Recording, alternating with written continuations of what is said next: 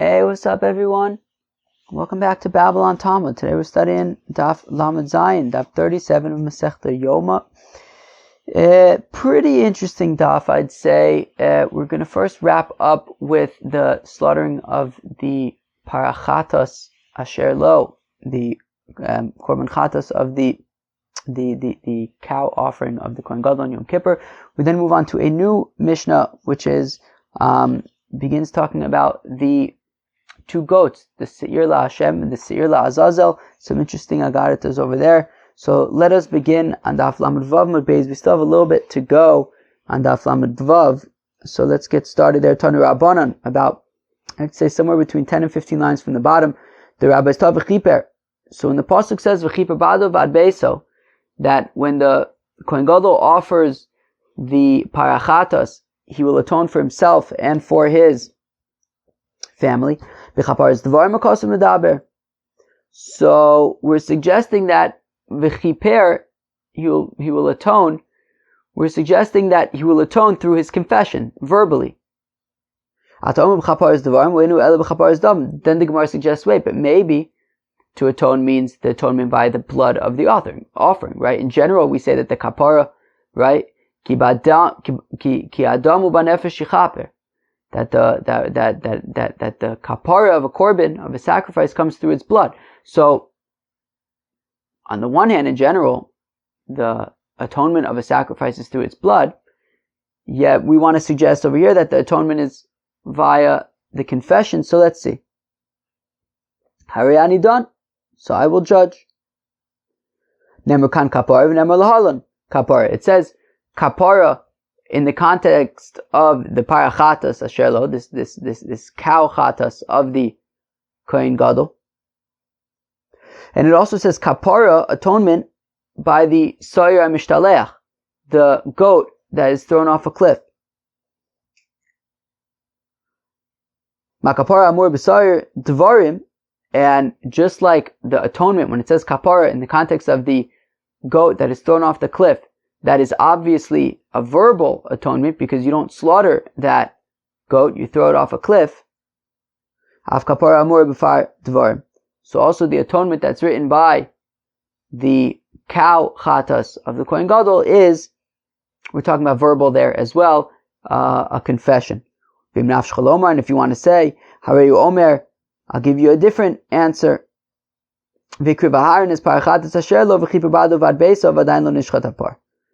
That later on, meaning initially when it says v'chiper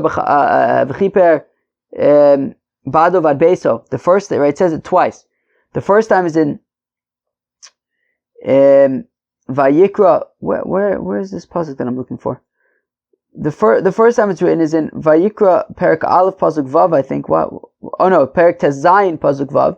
It says v'chiper bado vad beso, but then again 5 psukim later in Perek Tes Zayin and Vayikra.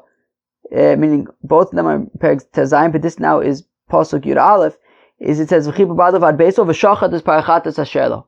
And then it says he'll slaughter his parachatas. So it says V'chiper, and only then he's slaughtering. So clearly then, when it says V'chiper, it's pre-slaughter, which means clearly it's not an atonement of blood, it's an atonement of words. So again, V'mnaf shchalomar, and I'll give you a different answer. The Gemara is about to ask, what's this V'mnaf shchalomar thing? But V'arei Omer, it says, that 5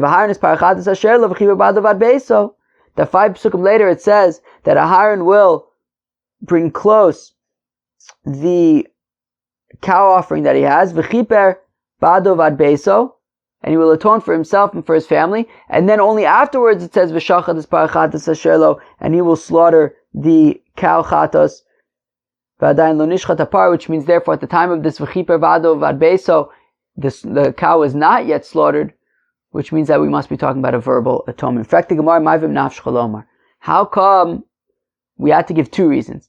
Reason number 1 is that we compared it to the goat that's thrown off a cliff, that's verbal atonement. And then we say, and I'll give you another answer, because it says v'chiper bado vad beso, and it hasn't yet said v'shachat es parachatas asher lo. How come we need the second answer? So answered the Gemara, v'chitema neilef misir anaisa b'fnim shekaparoso b'domim. Well, if you want to suggest, wait, meaning if we initially suggested that, well, it says v'chiper bado vad beso, by his cow, and it also says kapara in the context of the goat that's thrown off the cliff. So just like the goat that's thrown off the cliff, whatever atonement he's doing beforehand is going to be verbal, so therefore also when it says by this cow of a chatas, it's also verbal. But one second, maybe I'll suggest don't learn it out from the cow that's thrown off the cliff. No, from the goat that's thrown off the cliff. Learn it out from the goat that's slaughtered, right? The Seir La Hashem. And over there, it is kaparas damim. It's an atonement of blood. So maybe then, if I'm learning from the goat that is sacrificed for the Eibishter, so then I could learn from there that kapara by the cow, by the parachata, should also be verbal, should also be blood. So therefore I give an alternative answer, which is that, well, it says v'chibu b'adavad beso, and only afterwards v'shachad this parachadas hashelo, which means that at the time of the kapara, the cow was not yet slaughtered, which means it's taka of verbal atonement. Very, very beautiful stuff. So right, so again, so what's this alternative answer? Because if you're going to say that if you're going to suggest that instead of learning out the cow from the goat that's chucked off the cliff, rather learn out the cow from the goat that's slaughtered in the Azara, and over there the kapara is taka through the blood, well, we have that second answer, which is that, well, when it says the cow has not yet been slaughtered yet, and therefore it's clearly a verbal atonement. How do we know for the Gemara that he says Ana Hashem Chatasi Avisi Pashaiti Lefanecha? How do we know that he says Ana? Nemarkan Kapara v'Nemar Lahalan B'Chorev Kapara. Well, it says Kapara in the context of V'Chipa B'Adav Beso, and it also says Kapara by the Cheta Egel, where it says Ulay Achaper B'Ad Chataschem. Malahalan be'ana, avkam be'ana. So just like over there, by the Cheta Egel, it says ana chota amazeh. So here also, by the parachatas, he's going to say ana. How do you know they also say shem? It says ana Hashem chatasi aviti pashati l'fanecha, etc. So how do we know that over here also by the Yom Kippur Itaka says Hashem? Nemakan kapar v'nemar be'egla rufa kapar. Well, it says kapara by the parachatas hashelo. It also says kapara by egla rufa. When you find a fellow who's been slain between two cities and you don't know who he was slain by, so it says over there kapar lam chayisa. So it says kapara over there as well. So malahalim b'shem avkan b'shem. So just like by egla rufa, it's b'shem, as the pasuk says kapar lam chayisa shapadisa Hashem. So here also by Yom Kippur it is with shem. So therefore it's Ana Hashem Chatasi Avisi Pashaiti Lefanecha Amar Abai B'Shlam Achoriv Megla Rufa Lo Yalif Madav Hava. Says Abai, one second. So we've basically discussed three contexts here. We have Yom Kippur where it says Kapara. We have Chorev. We have Egla Rufa. We're learning out Yom Kippur from both Egla Rufa and Chorev. Why don't we learn out Chorev and Egla Rufa one from the other? And Abai says, okay, I understand why you can't go back in history and say, well, you should say shame, you should say the name of God in the context of Chorev because it says it by Egla Rufa. I mean, the Cheta Egel already happened. In that context, it didn't say shame. Like, it's too late. You can't go back and rewrite history. However, what we can do, though, is say that Egla Rufa, you should taka say Ana, just like in the case of Chorev, where it says Kapara, right, as it says, and it also says over there, Ana chota amazeh. So why don't we say that just like by Chorev it says Ana, so then I should argue that by Egla Rufa also we should say Ana. So Amar Abai, B'Shlam Chorev me Egla Rufa lo yalif, ma'da avava. Says Abai, I understand why, okay, by the Cheta Egel, they didn't say Ana. Moshe didn't say Ana over there. So he didn't say Ana. It's too late. You can't go back and rewrite whatever happened, whatever was said, whatever wasn't said. However, Egla Rufa telif michorev. But why don't we learn out the halachas of Egla Rufa from Chorev, from the Cheta Egel, and say that just like over there it says Ana. So by Egla Rufa, we should add the word Ana to whatever we're saying. And if you say yeah, that's a good idea. We should say Ana by the Egla Rufa. V'atnan. But we learn in a Mishnah Kwanim Omim, the Kwanim say, Kaper Lamcha Yisrael, atone for your nation is Rav Ilu Ba'ana Lo Kamer. They don't say anything about Ana Kasha. Staka Guta Kasha. It's a good question. We should theoretically learn out Egla Rufa from Chorev, and we seem not to. So the Gemara leaves it as an open question. All right. What do you guys think? I think we should go weiter, right? And so after the Kohen Gadol says, Ana Hashem, Chatasi, Avisi, Pashati Lufanecha, etc., etc., etc., the Kohanim are there, say, Baruch Shem Kvad Machuso L'Olam Voed. Tani, within the Brisa, Rebbe Omer says, Rebbe, Kishem Hashem Ekra, Avu Gadol Elukenu. That the Pasuk says in Parshas Ha'azinu, that Kishem Hashem Ekra, when I will call out in the name of God, Avu Gadol Elukenu, bring greatness to our God. Amule Moshe Yisrael, Moshe says to the Bnei Yisrael, B'shashani Mazkir Shmo HaKadosh Baruch Hu, that at the time that I mention the name of God, Atem Havu Godel, give greatness. And therefore, when the Kohen Gadol says, Ana Hashem, Chatasi Avisi, etc., so the people in Nazar, some of the Kohanim in Nazar, they then respond, Baruch Shem from Mechusol Vod, Chanani ben Achi Rabbi Yeshua Omer, Zecher Tzadik Livracha. That when you mention the tzaddik, and what? I actually look, there's an interesting Rashi over here. Hamazkir tzaddik mevarcho. Somebody who mentions a tzaddik blesses him. And in this case, the tzaddik, I guess, being the God. Rabbi Shoshani mazkir tzaddik olamim. When I mention the righteous of eternity, i.e. God, atem tenu bracha, give a blessing, which is when they say Baruch Shem Kvad Mechusel Olam Voed. So zecher tzaddik livracha. Very, very, very, very interesting stuff. You mention the tzaddik, or in this case the tzaddik olamim, so then give a bracha. Wow. New Mishnah, Balo lemizrach ha'azara, the tzvona mizbeach. So now he comes to the eastern part of the Azara, to the north of the mizbeach, meaning not directly north, because the mizbeach itself, mistama, is in the western half of the Azara.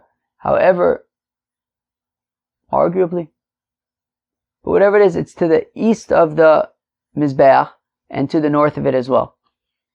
Okay. So like by the first part of the Azara when you walk in through Shar Nikanor. Hasagan Mimino, Rosh Beisav Mismolo, and as the Kohen Gadol is ambulating to over there, I don't know if that word makes sense. Does it? Dennis? Can you say that somebody ambulates somewhere? Alright, let's just say he walked there. So as the Kohen Gadol is walking to the northeast of the Azara, so he's got the Sgan, the deputy, to his right, and he's got the head of the Beisav, of the group of Kohanim who were serving that day, to his left. So you got the Sgan to his right and the head of the Rosh Beisav to his left. Visham Shnei Seirim, and in the northeast of the Azara are two goats. The Kalfi Oisasham, there was a box there. Uvashne Goralos, and there were two lots in the box. Shel Ashkero, and they were made out of boxwood. Hayu. Vason ben Gamla Shazov, and Ben Gamla. Chevi, remember Ben Gamla? Ben Gamla was the husband of Marta Bas Baisus. Right? We had learned the other day. Was it Daf Yud Ches even, Taka? We had learned the other day that there was a possibility. There it is. Yeah, Daf Yud Ches Amud Aleph. So there was a possibility that the Kohen Gadol would never have even learned the Parsha of Achremos. And the Gemara said, how's that possible? They said, well, Lemaisa, in the second temple, you had this reality where people would mamish pay, right? The Kuna Gedola became a paid position. You would buy it. And we said that Marsa Bas Baisus, she was one of the wealthiest people in Jerusalem. Shitaka bought the Kuna Gedola for her husband, Yoshua ben Gamla. So it says that Yoshua ben Gamla, when he became the Kohen Gadol, he made the lots shalzav.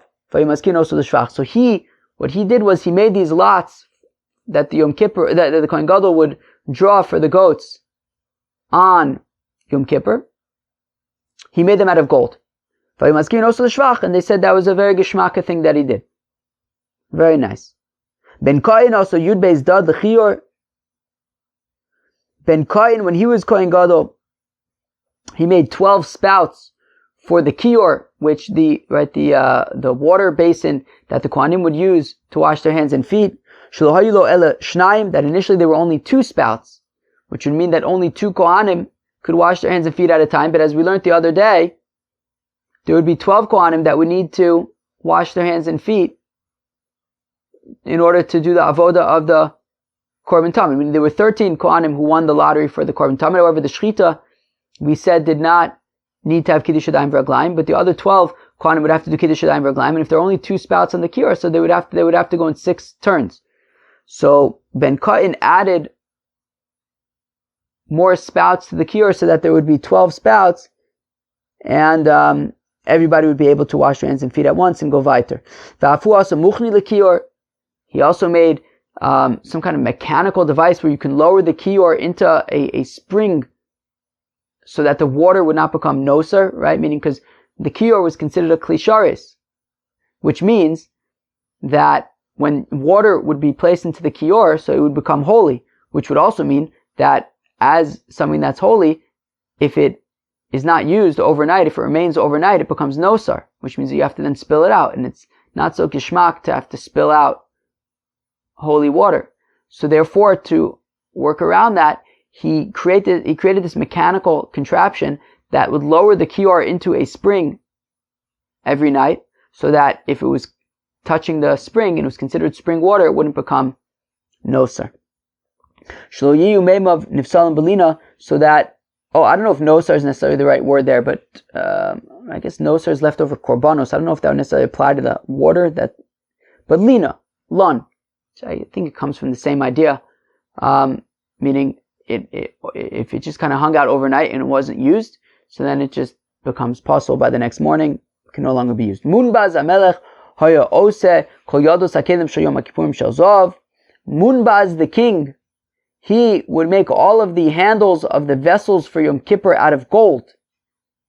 Hilni imo asusa niveshes shel zav al pesach eichel. His mother Hilni, the queen, she made a chandelier out of gold, and that was hanging at the entrance of the Heichel, and we'll discuss that on Daf Lamed Zayin with Beis.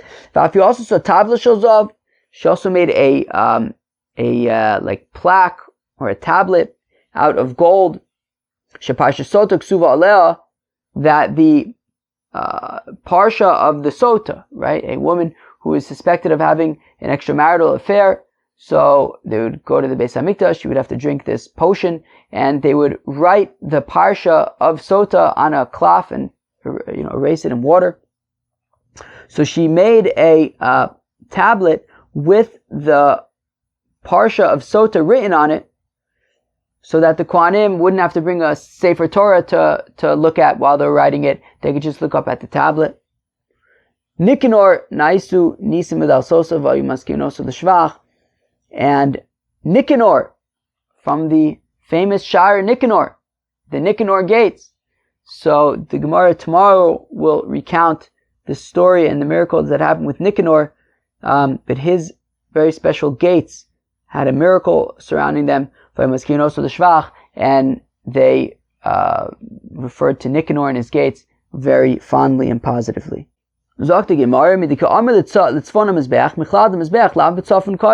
So from the fact that we're saying that he then went to the north of the Mizbeach, right? It says, he went to the east of the Azar, to the north of the Mizbeach. Says the Gemara, well, that implies that the Mizbeach itself was not in the north. That he would have to go to the north of the Mizbeach, that the Mizbeach itself was not in the north. That the Mizbeach already ended, it began towards the southern wall of the Azar, and it already ended before the northern half of the Azar began. Implying that the Mizbeach itself was not in the north of the Azar. Mani, who is the Tana who holds it? Rabbi Eliezer ben Yaakov. It's Rabbi Eliezer ben Yaakov, the Tana is learned in the Brayso, that when the pasuk says V'shachat also yerech hamizbeach tzafon lifnei Hashem, that you will slaughter the korban on the northern side of the mizbeach before Hashem. So they learn out, they make a drasha, tzafona lifnei Hashem, sheyet tzafon kulo panui. Lifnei from lashon panui, to be empty. That the northern part of the azara opposite the mizbeach should be completely empty, meaning even empty of the mizbeach. There should be nothing in the northern part of the azara, including the mizbeach. The mizbeach should finish before the northern part of the azara begins. And therefore, if we're saying that he had to dafka walk to the north of the mizbeach in order to be in the north of the azara, so it must be like Rabbi Eliezer ben Yaakov, that the mizbeach ends before the north of the azara begins. Rabbi Eliezer ben Yaakov, Rabbi Eliezer ben Shimon, he. But we had said that the first part of the Mishnah, was it yesterday even? Who can remember anymore? But we had said that from the fact that we said that that his parachatos is bein ulam v'lamizbeach, between the ulam, which is the entryway into the heichal, and the mizbeach, that implies that there is some overlap that is between the ulam and the mizbeach, that you would be able to have his cow there, and it would still be considered the north of the azara, which implies that part of the mizbeach, according to Rabbi Eliezer ben Shimon, actually is in the north of the azara, and that's why he can have his cow bein ulam v'lam mizbeach and still be considered in the north. So on the one hand, we're saying, the first part, the previous Mishnah was Rabbi Eliezer ben Shimon, and the continuation we're saying is Rabbi Eliezer ben Yaakov. First, we're saying that part of the mizbeach was in the north, and then we're saying that none of the mizbeach was in the north. Friends, what do you think? Who's got a solution here? So the Gemara answers, Kula Rabbi Eliezer ben Yaakov. Actually, the entire thing is Rabbi Eliezer ben Yaakov. Even the Reisha is like Rabbi Eliezer ben Yaakov. Vitani kivena ulam v'lam mizbeach. Well, it says bivein, but there's a different case that says kivein, which I think reads a little better. Ha'ulam v'lam mizbeach. No. So what we're saying is that when the Mishnah says that he would put the cow bein ulam v'lam mizbeach, it doesn't literally mean that it was sandwiched between the mizbeach on one side and the ulam on the other side. What it means, it was in the area, meaning it was further north than the mizbeach. It's like Rabbi Eliezer ben Yaakov, that none of the mizbeach was in the north of the azara, which means that if the cow of the Kohen Gadol was in the north of the azara, it was not overlapping in any way with the mizbeach. However, it was in the area of the azara that would be to the west of the mizbeach. So it was beinu ulam v'la mizbeach, but not necessarily, overlapping with the mizbeach. It was further north than the mizbeach. However, in terms of east-west, so it would be mizbeach, and then cow, and then heichal, but the cow was more northward. Let's go weiter, friends. Haskan b'mino v'rosh beis av b'smolo.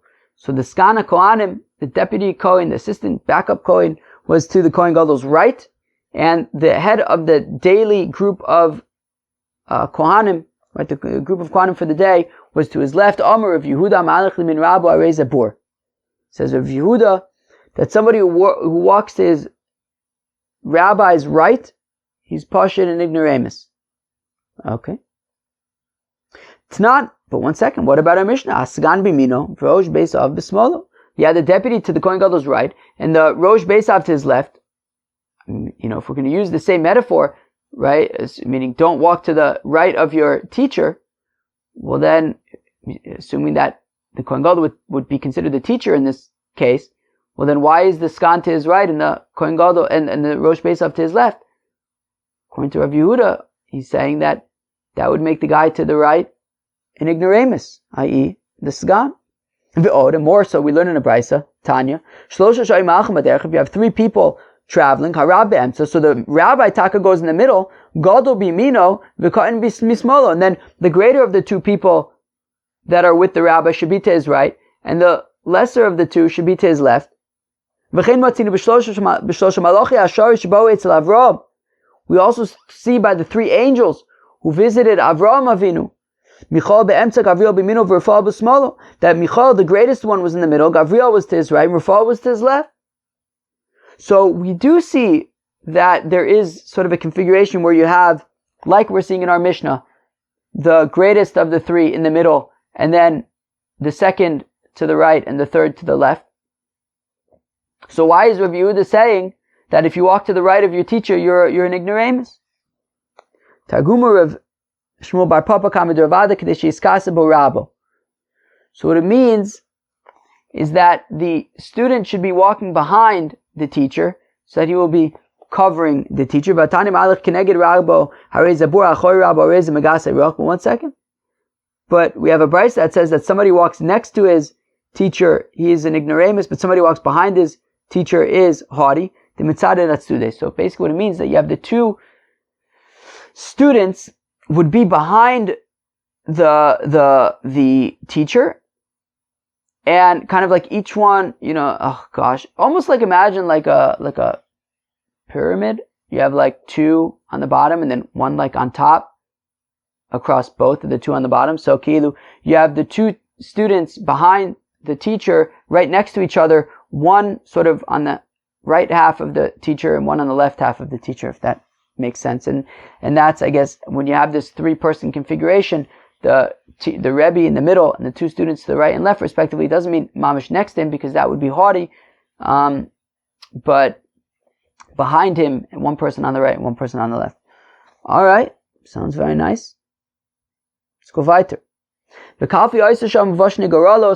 there was a box there with 2 lots. That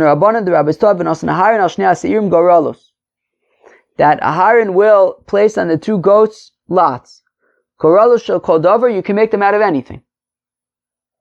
So when it says goralos plural, so maybe it means that you'll put 2 lots on one and 2 lots on the other. No, it says 1 lot is for God, 1 lot is for Azazel, and therefore, no, there's no 2 physical lots on each goat. No, one of them has a goat for God, one has the goat for the lot for God, one has the lot for Azazel. Ein kan l'shem el gorel echad, ve'ein kan l'Azazel el echad. Yochel yitain shel shem v'shel Azazel al zeh, v'shel shem v'shel Azazel al zeh. Well, okay, fine. So you have 1 lot that says l'shem, 1 lot that says l'Azazel. Maybe put both of them on one korb, on one goat, and then none of them on the other one. Oh no, the opposite. Well, not the opposite, but different. That you will have 1 lot of God and 1 lot of Azazel, and you'll put it on both. I don't know, either both at the same time, or like you'll put 1 lot on, like the Shem on this goat and the Azazel on that goat, and then you'll swap them. I don't know, some weird configuration that we're going to reject.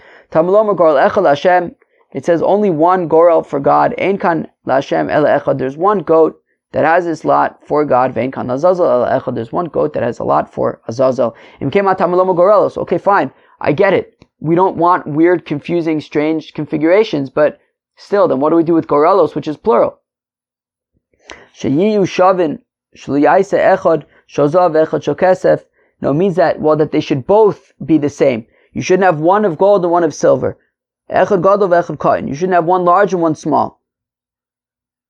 So that's what it means, gorelos, plural. That meaning both of them should be the same.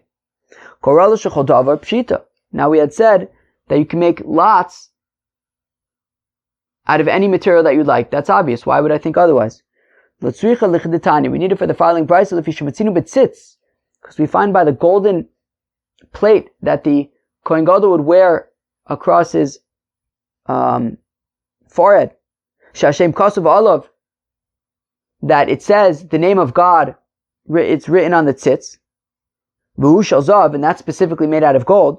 Yocholav zokein. So I might think that these lots, which one of them at least says the word shame, so I might think that that should also have to be written, made out of gold, like the tzitz.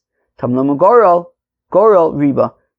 That is why it says gorel echad Hashem v'gorel echad Azazel. It says the word gorel twice to include more things. Riba shel zayis, riba shel egos, riba shel ashkroa. Therefore, it includes all sorts of materials. You can make it out of olive wood. You can make it out of other nut wood. You can make it out of boxwood. Whatever you like, you could use for these lots. Okay, so you have 1 lot that says Lashem, 1 lot that says La Azazel. You put 1 on one goat, 1 on the other one. Make it out of whatever materials you want, as long as they're both made out of the same material. Ben Ka'in also Shneim also Dad L'Chiyur V'Chulei. Ben Ka'in, he made 12 spouts for the kior. So we learn in the Brisa so that his 12 brethren, Kohanim, who are doing the avodah of the Talmud Shel Shachar, would be able, and I guess Mistam also Talmud Shel Ben Arbaim, would be able to wash their hands and feet all at the same time, simultaneously, and then they could move on to do the avodah. There wouldn't be a backup. Tana shachos b'milua mekadesh yodav v'raglav min ha'elyon, avis b'ridos mekadesh yodav v'raglav min ha'tachton. So this is talking about pre-ben katan. This is talking about when the kior only had 2 spouts. Apparently there was one spout that was higher up on the kior and one spout that was lower down on the kior. And it's saying that in the morning when the kior was full, so then they would use the upper spout. In the afternoon when the kior was already depleted, so then they would use the lower spout. Sounds good to me. We say Ben Katan also made some kind of mechanical device so you can lower the kior into spring water so that the water does not become possible lina. My muchni, what is this mechanical contraption? Amarbai Gilgula to have a mashkale, some kind of wheel that they would be able to turn and lower the kior into a spring of water, so that they could do that, so that they could lower it into water and avoid it being possibilina because it's touching spring water. Munbaz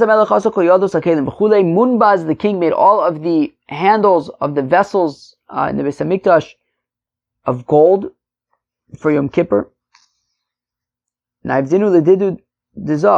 make just the handles gold? Why not make the actual vessels gold? Abai says, well, we're talking about the handles of knives, and knives, a gold knife apparently wouldn't be so stark, and therefore, wouldn't be a very, very strong knife, and therefore the blade they would keep out of whatever metal they were using, but the handle he would make out of gold. Meisvei, we have a kasha, who also kane kelim, he also made the bases of vessels out of gold, v'ogne kelim, and the grippers of vessels, v'yados kelim, and handles of kelim, v'yados sakinan, as well as the handles of knives, of Yom Kippur, made out of gold. So we see that in addition to the knives, there was also other kelim that he would make gold.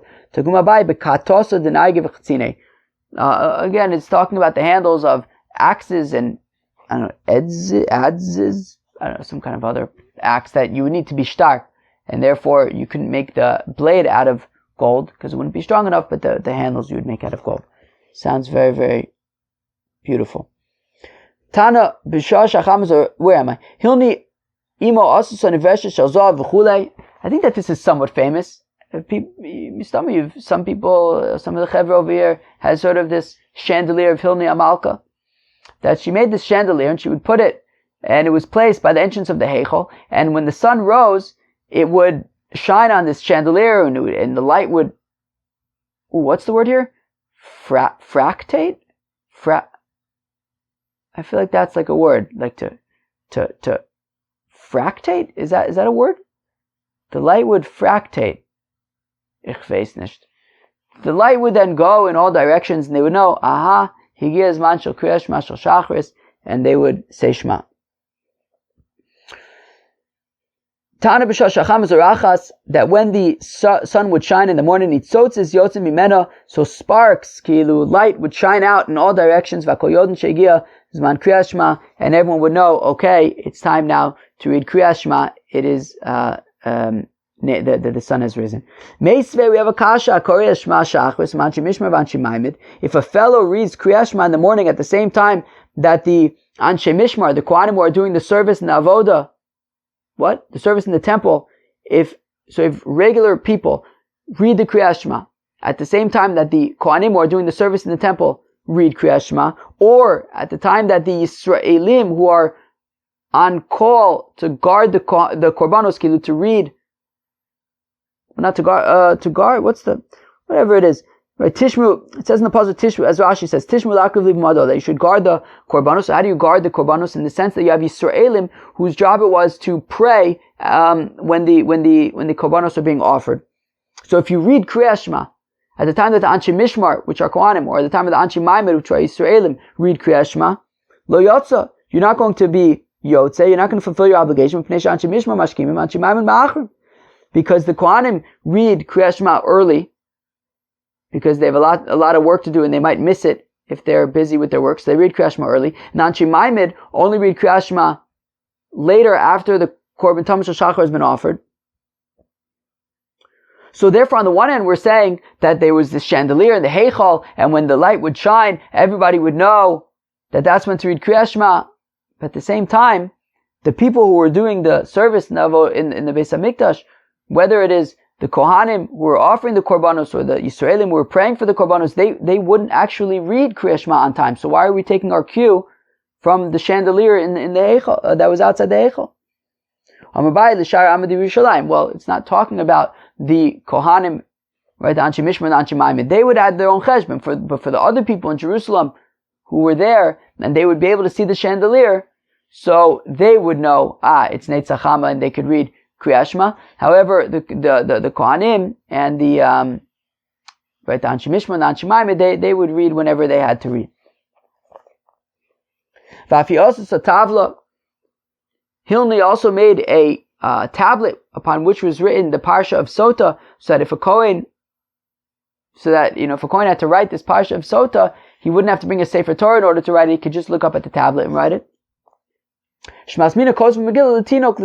we see from here that you're allowed to write a scroll with only part of the Torah on it to teach a child. So if you want to teach a child how to read and to learn Chumash, so instead of writing out an entire Sefer Torah, you could just write out a section, and the child can read from that, because we see that that's what we're doing over here. We took a portion of the Torah, the Parsha of Sota, we wrote it on a tablet, and put that up, and that was acceptable.